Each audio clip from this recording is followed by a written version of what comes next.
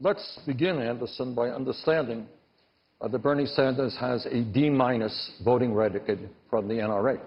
Let's also understand that back in 1988, when I first ran for the United States Congress, way back then, I told the gun owners of the state of Vermont, and I told the people of the state of Vermont, a state which has virtually no gun control, that I supported a ban on assault weapons. And over the years, I have strongly supported instant background checks, doing away with this terrible gun show loophole, and I think we've got to move aggressively at the federal level in dealing with the straw man purchases. No one has the right to tell you you can't publish a book because you might libel somebody. Nobody tells you you can't own an automobile because there might be an accident, and nobody should tell you you can't own a gun because it might be misused. If somebody is liable, they have recourse in the courts. If somebody causes an accident with an automobile, this can be dealt with in the courts. The same way with a gun. If a gun is misused, it should be dealt with in the courts. Unfortunately, government doesn't enforce the law against those individuals who commit violent crimes. 70% of the crimes in this country are committed by individuals who have prior criminal records. This gun sure looks deadly, but it's not the least bit deadly unless I point it at someone and pull the trigger. In the words of Thomas Jefferson, he said that we are endowed by our Creator with certain inalienable rights. And among those rights is our right to defend ourselves, defend our family, and to defend our property.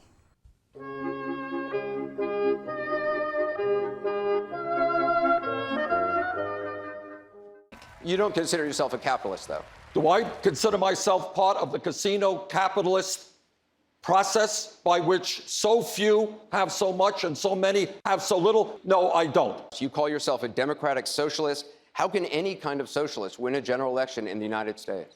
Well, we're going to win because first we're going to explain what democratic socialism is. And what democratic socialism is about is saying that it is immoral and wrong that the top 1/10 of 1% in this country own almost 90%, own almost as much wealth as the bottom 90%. A financial political crisis as a consequence of excessive debt, unfunded liabilities, spending, bailouts, and gross discrepancy in wealth distribution going from the middle class to the rich. No good has ever come from granting monopoly power to the state to use aggression against the people to arbitrarily mold human behavior. Such power, when left unchecked, becomes the seed of an ugly tyranny. But, I think the attack on the rich, and people have pointed out quite frequently that if you tax the rich, and took all their money, it only finances government for a very short period of time. Right. So I remember getting really criticized by somebody who was criticizing capitalism and how terrible this capitalism was, and I came back.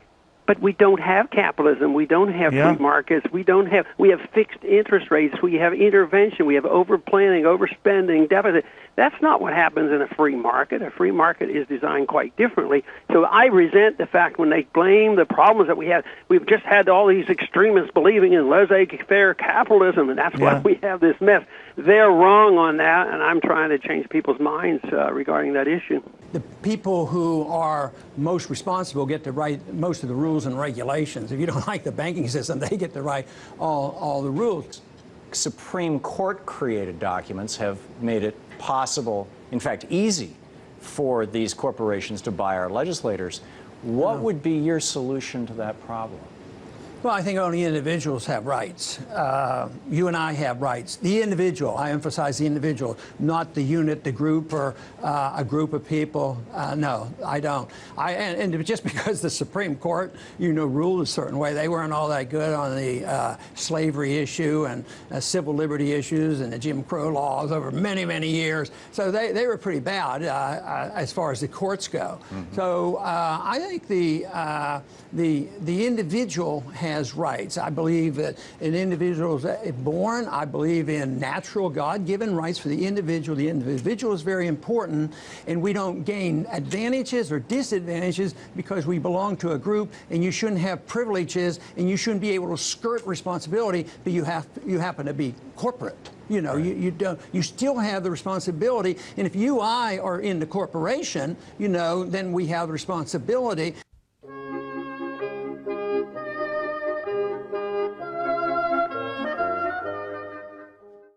Good to be with you, Rick.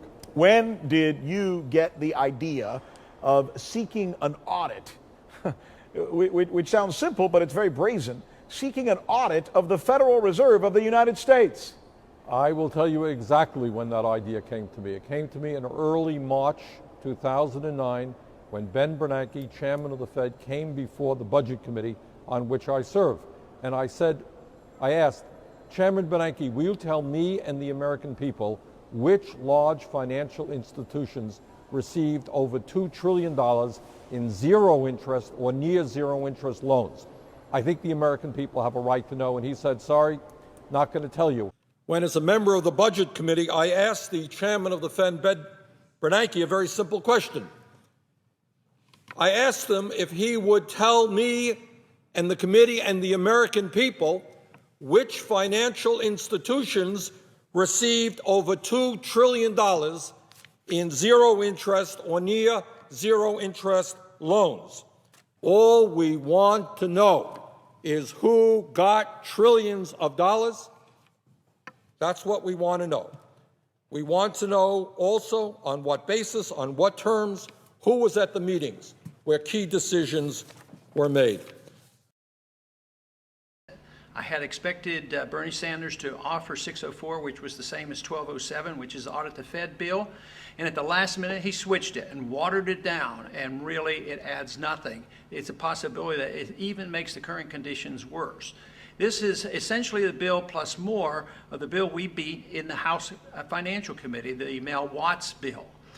But this is so disappointing to me that this happened, especially since for months now I've worked with Bernie on this, and he introduced the bill in our language, which was 1207. But as we speak, this is Thursday night, they are working on this on the Senate floor, and we need to get as many messages as possible to any senator you can think of, especially to Bernie Sanders' office, that we don't want this version. We want a true audit of the Fed. We need to know what the Open Market Committee does, and we need to know what they're doing overseas with the agreements with central banks and financial institutions and other governments. And in this bill that is being offered, that amendment that is being offered now does not include this. Dr. Paul, those two Democrats and your son want to audit the Fed. You want to end it.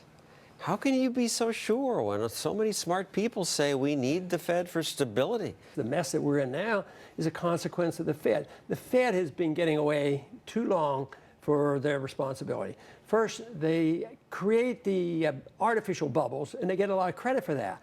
Then the crash comes, the correction comes, and then they claim, well, we'll print money faster and we'll get you out of it, and they get credit for, the bump upward. No secret cabal of bankers or government officials should have the authority to create money out of thin air, because they will, and they will destroy the money. It's been known for a long time, way back to ancient Chinese history they tried this, and it doesn't work.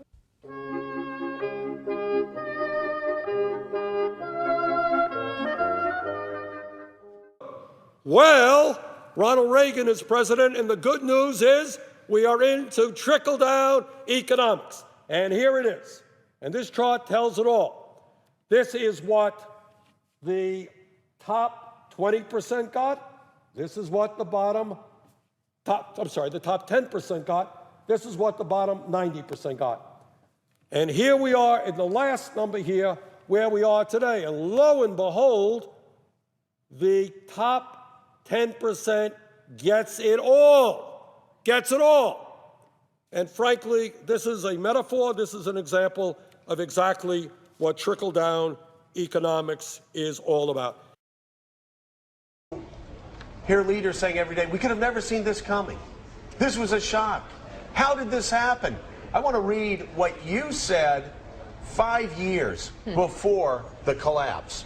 The special privileges granted to Fannie and Freddie have distorted the housing market by allowing them to attract capital that they could not attract under pure market conditions. Like all artificially created bubbles, the boom in housing prices cannot last forever. When housing prices fall, homeowners will experience difficulty as their equity is wiped out. Furthermore, the holders of the mortgage debt will also have a loss. These losses will be greater than they would have otherwise been had government policy not actively encouraged over-investing in housing, and you go on to say because so many people will invest in housing, the damage will be catastrophic. Congressman, how could it be that you knew this on the banking committee in 2003 and nobody else did until after the collapse? Well, I would think the easiest explanation is Washington, D.C. is permeated by Keynesian economic thinking. Very few even know the name Austrian economics and understand the business cycle. I was concerned about the building of the bubble since 1971 when gold was delinked from the dollar.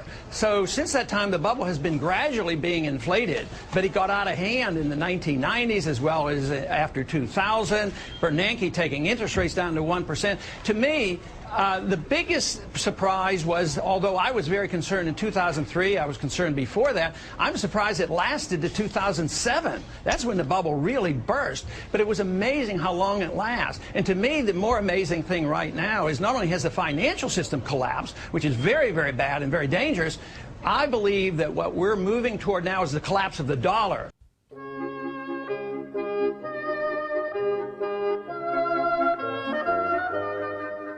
$7.25 is now the federal minimum wage. It's a starvation wage. You do the arithmetic, people can't live on it.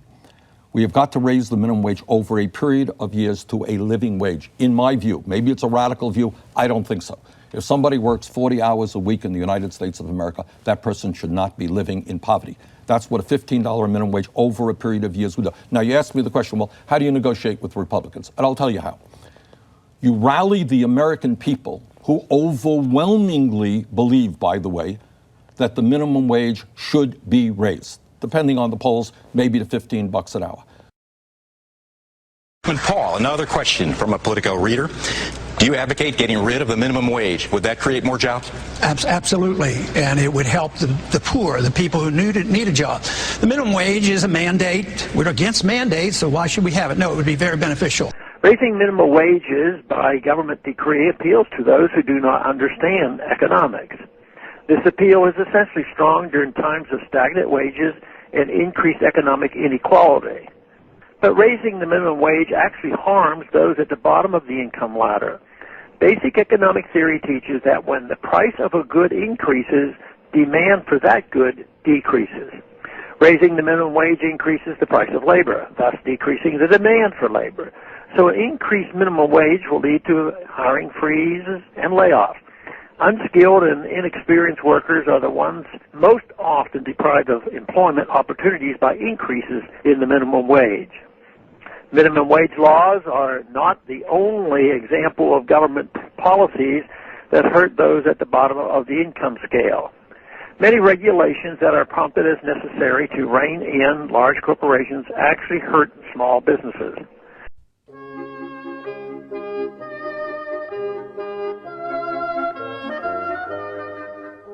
But I think if you take global poverty that seriously, it leads you to conclusions that in the U.S. are considered out of political bounds. Things like sharply raising the level of immigration we permit, even up to a level of open borders, about sharply increasing the amount of foreign aid. Open borders. That's a Koch brothers proposal. The Really? idea, of course, I mean, that's a right-wing proposal which says essentially there is no United States. But it would make a lot of the global poor richer, wouldn't it? And it'd make everybody in America poor. Then you're doing away with the concept of a nation state. And I don't think there's any country in the world which believes in that. If you believe in a nation state, or in a country called the United States, or UK, or Denmark, or any other country, you have an obligation, in my view, to do everything we can to help poor people. What right-wing people in this country would love is an open border policy. But the people who want big fences and guns, sure, we could secure the borders. A barbed wire fence with machine guns, that would do the trick. I don't believe that's what America is all about. I just really don't. We can enforce our law. If we had a healthy economy, this wouldn't be such a bad deal. People are worrying about jobs.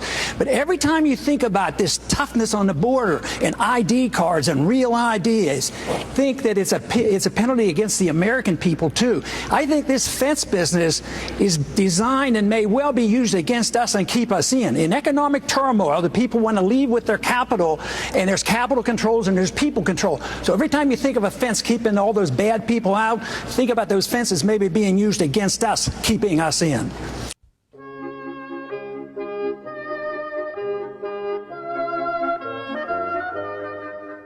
What about authorizing a formal vote that would give the president authorization to go to war against ISIS? Everything is in the language. You can't talk in a general sense here. I support, have and do support the president using airstrikes. I think he has the right to do that. I think that they are working. I support that. I agree. ISIS poses a threat they are a to the United threat. States. Are you worried about ISIS terrorists coming here to the United States? I'm worried about everything. They are a threat to Europe, to the United States, to the region. They've got to be stopped. But it cannot be just the United States alone. So, and you don't feel that the coalition that Secretary Kerry's talking about, 40 nations involved, you don't think that's good enough? I read some of the language. It is not particularly strong at this point. And I know it's difficult. Kerry is trying. President is trying. But I need stronger language. Constitutional position. It is the advice of the founders to follow a non-interventionist foreign policy. Stay out of entangling alliances. Be friends with countries. Negotiate and talk with them and trade with them. Just think of the tremendous improvement relationships with Vietnam. We lost 60,000 men. We came home in defeat. Now we go over there and invest in Vietnam. So there's a lot of merit to the advice of the founders and following the Constitution.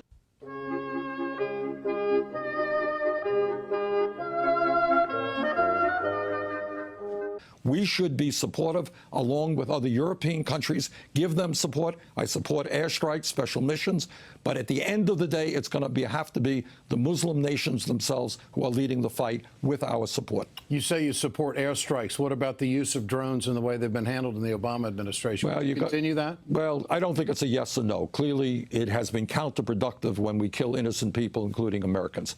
But they are one tool that I think is in the arsenal, but clearly, in many instances, they have backfired on us.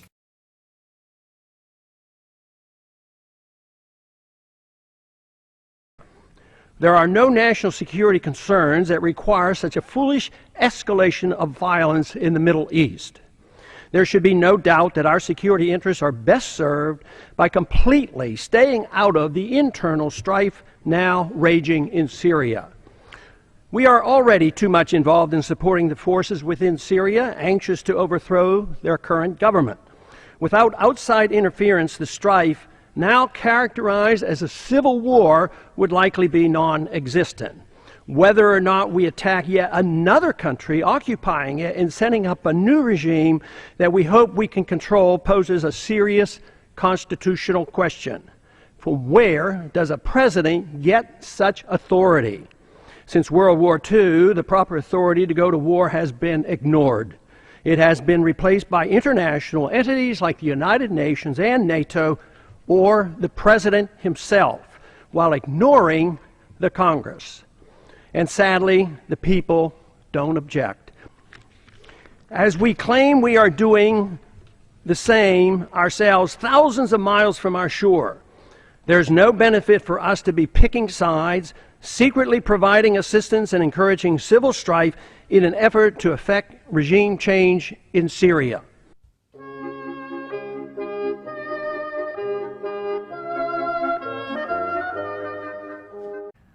The issue that we're talking about today is about fundamental rights, and it is about ending the disgrace, the national disgrace, that the United States of America remains the only major country on earth that does not guarantee health care to our people as a right of citizenship. Healthcare is a human right. Healthcare is absolutely a human right, whether you're rich or whether you're poor or whether you are in the middle class. Every person in this country has a right to know that when he or she gets sick, they're not going to face bankruptcy. They're not going to delay going to the doctor because they can't afford the deductible. That they know that they go to the doctor, they go to the hospital when they need to because they are a human being entitled to health care. I'd like to talk a little bit about the medical care crisis that we're facing. Sometimes I'd like to think that it might be a government crisis rather than a medical care crisis, but we do have a mess in medicine, and there's a lot of talk about what's going on, not only throughout the country, but here in Washington. But first I'd like to describe how I see the problem developing and what has happened. A lot of people are arguing that free markets can't deliver medical care, which I disagree with. And the problems we face today is not a consequence of the marketplace, it's a failure of the government. This idea of managed care was introduced during the Nixon years. And this was a program designed to force people into medical care and provide PPO and HMOs and tax credits for certain groups and not any others. So we have been enduring managed care over these last 35 to 40 years. And what has developed from this has been corporate medicine. The individuals who were best able to gather up the money passed out by the government or mandated by the government, they became the chief lobbyists. So the drug companies lined up, the health insurance companies lined up, the health management companies lined up, and it turned out that they started running the show and actually confused the problems and made it less efficient. So there was too much management. At the same time, too much of the money was going into these corporations, which were sort of the middlemen, and patients have suffered, the doctors have become unhappy. The main complaint I hear is that medical care costs too much. I can't afford my insurance. And there's a lot of truth to this. But one thing that most people don't talk about is, why are the costs high? Why are the costs of medical care, why are the costs higher than, say, the cost of bread or computers or television sets or whatever? And the truth is, it's a reaction to government. It's a reaction to our monetary policy. We do inflate the money supply. We do have price inflation. But prices go up more so in certain areas that the government gets involved in than in others. So the government's more involved in education and medical care, so you have more inflation there. And that is part of the problem. But over these years, there has been less competition in medicine. And that's been gradual over 100 years or so, where people couldn't enter the medical field without getting all kinds of licenses and protecting special groups. But if there's more competition and there's less insurance, actually cost goes down.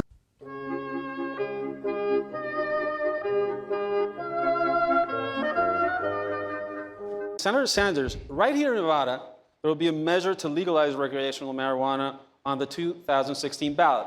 You said you smoked marijuana twice, didn't quite work for you. If you were a Nevada resident, how would you vote? I suspect I would vote yes. And I would vote yes because I am seeing in this country too many lives being destroyed for nonviolent offenses. We have a criminal justice system that lets CEOs on Wall Street walk away, and yet we are imprisoning or giving jail sentences to young people who are smoking marijuana.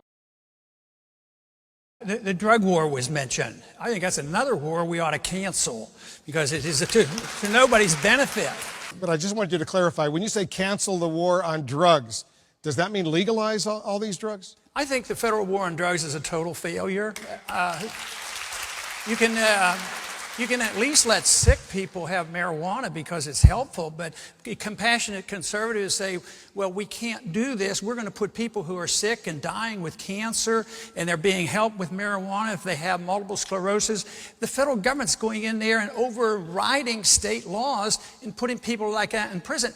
Why don't we handle the drugs like we had alcohol? Alcohol's a deadly drug. What about the real deadly drugs are the prescription drugs? They kill a lot more people than the illegal drugs. So the drug war is out of control. I fear the drug war because it undermines our civil liberties. It magnifies our problems on the borders. We spend, like, over the last 40 years, $1 trillion on this war. And believe me, the kids can still get the drugs. It just hasn't worked.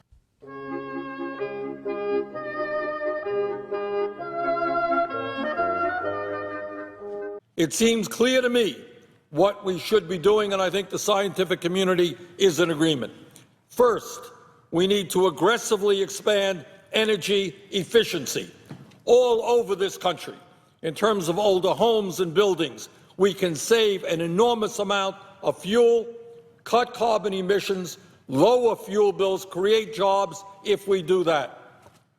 Furthermore, we must move aggressively to such sustainable energies as wind, solar, biomass, geothermal, and other technologies. And we must invest in research and development to make those technologies even more efficient. In my view, it is a no-brainer to say that we must reject the proposed Keystone XL pipeline once and for all. We need to end tax breaks and subsidies for oil and coal companies, which amount to well over $10 billion a year. We should not be subsidizing those companies that are helping to destroy our planet. Finally, we need to price carbon through a carbon tax or some other approach so that the real cost of burning carbon are reflected in the price. Bottom line here is we cannot afford to reject basic science. We have to listen to what the scientific community is saying. We have got to act aggressively, and let's do it. And with that, Mr. President, I would yield the floor. The last point we'd like to touch on is the environment. If you're opposed to less government, how would you enforce environmental restrictions upon companies polluting the environment? You know, this is not an easy one, but a very important one in that there are some real good libertarian studies on this. The first thing is your body, you as an individual, and your property is sacred in the sense that nobody can hurt you or take your property. That includes your air that you breathe. So if there's a chemical plant that's spewing over chemicals into your place, he's violating your rights and doesn't have a right to. You have the right to go to the government and get an injunction against somebody who's polluting your air. So property rights can deal with this much better than the government has been doing. Governments are the greatest polluters. If you look at it, government is involved in all kinds of pollution of rivers and different things over the years. So it is much easier and much better, except I would admit that there are some problems that are difficult. When you have rivers river pollution, interstate, and problems between countries, but it's still much better for us to handle these through the private marketplace and property rights than it is for the government. Governments tend to give out permits. You know, if you don't pollute too much and you pay so much to the government, or if your fine isn't too much, you pay your fine. So in a way, they legitimatize a lot of the pollution. We'd be much stricter on pollution problems than the government is. We would do it strictly on a property basis, and nobody has a right to pollute anybody's air or property.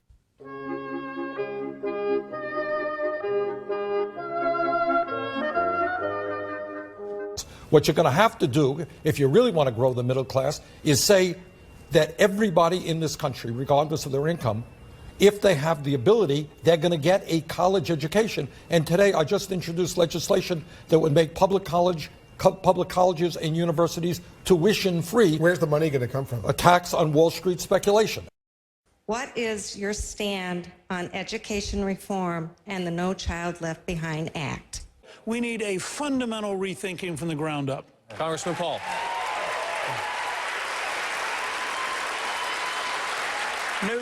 News going in the right direction, but not far enough. The Constitution is very clear. There's no authority for the federal government to be involved in education. There's no prohibition in the Constitution for the states to be involved in education. That's not a bad position, and we can sort things out.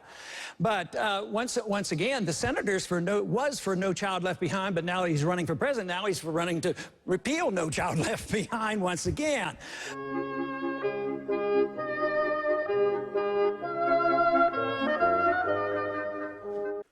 I have a lifetime pro-choice, 100% pro-choice voting rights record.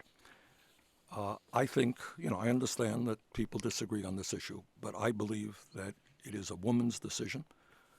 It's a difficult decision, but it's a decision between her and her physician.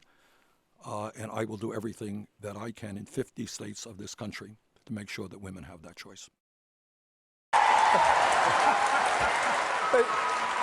But John, once again, it's a medical subject, and I'm a doctor,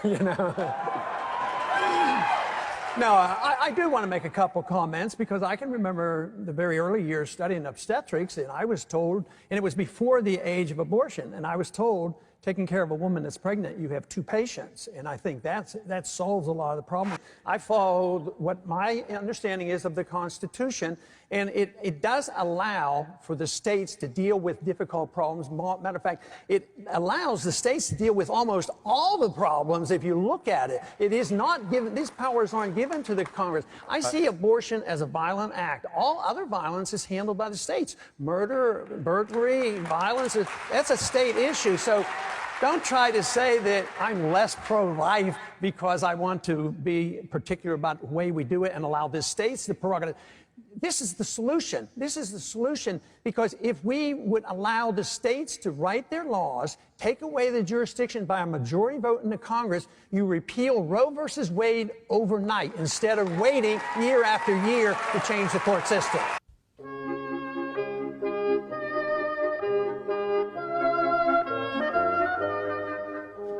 Senator Sanders?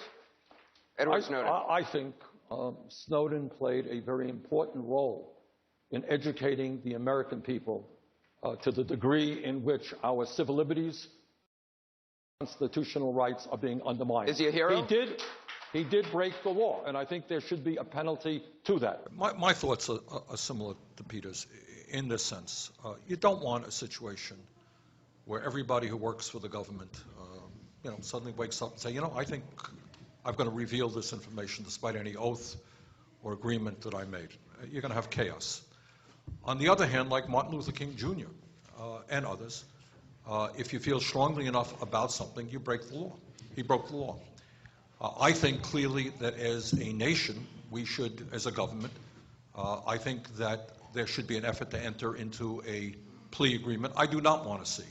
I suspect he would like to return to his country and not live in exile, and I would hope that we can do that. So I would hope that charges be lessened. So what do you think of the Bradley Mannings and the Edward Snowdens? Well, I think highly of them. I think of them like Daniel Ellsberg. Daniel Ellsberg, was they tried to put him away for a long time in prison. They tried the New York Times for releasing the truth about how the Vietnam War was started, how we were lied into that war. And I think people now are trying to tell us the truth about what happened in Iraq and Afghanistan. They should be seen more as heroes. Well, from what I hear and what he's done, I mean, he's done a great service because he's telling the truth, and this is what we are starved for. The American people are starved for the truth. And when you have a dictatorship or an authoritarian government, truth becomes treasonous.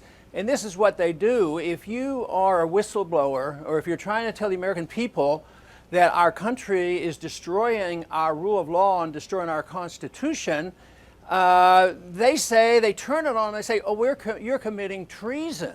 So this is a big problem. And to expect any changes without an announcement like this, things keep getting worse. They've gotten worse steadily for the past 10 years. So essentially there is no Fourth Amendment anymore. And for somebody to tell the American people the truth is a heroic effort.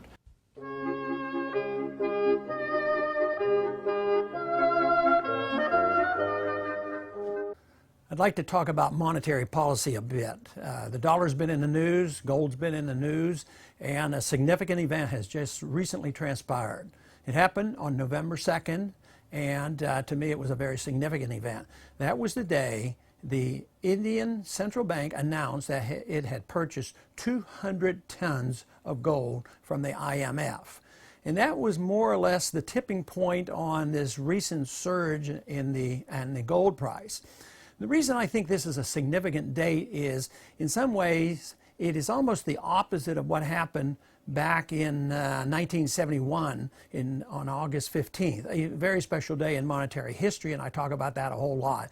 That is when the world announced that gold was officially demonetized. No currency would be linked to gold. The dollar would still be the reserve standard, and everything would be okay. Instead, what we got was the biggest bubble in the history of mankind, which is now now being deflated. So to me, the fact that the Central Bank of India has now purchased this gold at the same time the IMF is getting rid of the gold and the West is getting rid of the gold, it means that there's a major shift in economic power, and that is from the West to the East. And this is no surprise. Jobs have gone to the East and productivity has gone to the East. Savings has gone to the East. The West has become more indebted. And it's not just the United States, it's Europe as well. And I think this signals the time when gold will be remonetized. I don't think it's never been demonetized in a sense. I think gold has always been money, but they pretended it wasn't money. In the 60s, they wanted to demonetize gold, and by 71, they claimed they officially did it. And even throughout these several decades, they pretend that gold is not money. At the same time, economic law still prevails, but this announcement, I think, will prove to be a very significant announcement. Constant devaluation. So here we have a government's official policy. Announced policy is that we have a strong dollar. At the same time, the real policy is constantly devaluating the dollar. And of course, for an economy to grow, you ought to have a relatively stable currency. People shouldn't have something wildly fluctuating, and certainly you shouldn't have a currency that can be created out of thin air. And that's where we are today. But my concern has been for many, many years the eventual consequence of what this will have on the dollar. We've seen a financial crisis build. We've seen a lot of liquidation of debt. We've seen a lot of purchasing of bad debt by our government and by the Federal Reserve. At the same time, it's all done by the creation of new money out of thin air. You can do that just so long. You can defy economic laws for a while, but just like you can keep gold at $35 an ounce and you can manipulate markets, eventually the economic laws will rule. And I think this is what will happen, is we will continue to do this. Congress has no concern. They're willing to pass a medical care program going to cost trillions of dollars and pretend it won't cost anything. But there will always be a cost. It's the pressure is going to be put on the dollar. The financial obligation we have to maintain our empire and our welfare state is just overwhelming, and they're illiquid. I mean, if you look at Medicare and Medicaid, these are programs that are literally bankrupt. So everything is dependent on the willingness of the world and the people to put trust in the dollar. At the same time, regardless of what our Secretary of the Treasury says, we are embarking and continue to just print the money in an unlimited fashion, and that means devaluation regardless of what they tell us. To me, that is very, very dangerous. If we want to preserve our freedoms in this country, we will have to address the important subject of liberty and understanding that and what rights are all about, but we also will have to understand the issue of monetary policy.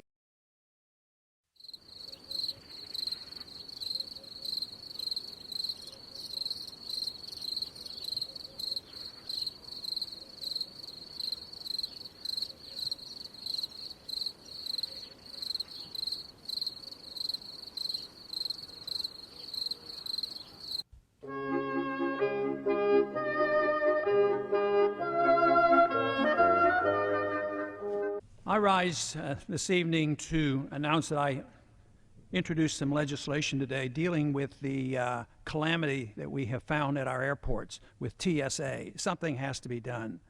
Everybody's fed up. The people are fed up. The pilots are fed up. I'm fed up. You know, I've come to this floor many times over the past many years and complained about the terrible foreign policy we've had, the terrible monetary policy we had, the excessive spending and the debt, and also the tax policy.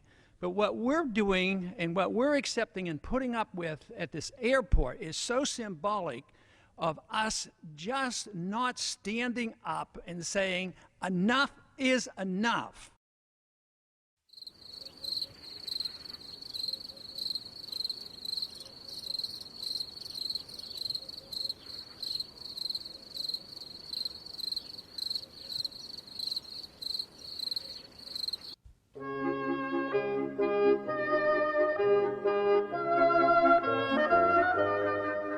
President Obama signed the National Defense Authorization Act into law. He enacted a provision allowing him to indefinitely detain American citizens in U.S. military custody.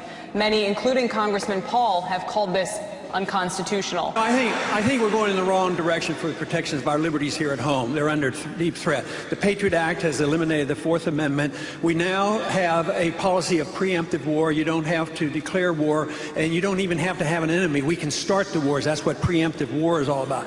Now, with the Military Appropriation Defense Act, this is major. This says that the military can arrest an American citizen for under suspicion, and he can be held indefinitely without habeas corpus and denied a lawyer indefinitely, even in a prison here. Let me give you one statistic. You're worrying about all these, where we're going to try people, where are they going to do? We have to do it secretly because our rule of law is so flawed. We have arrested 362 people related to Al-Qaeda top operation. 260 of them are in prison. They've been tried and convicted. So don't give up on our American judicial system so easily, I beg of you.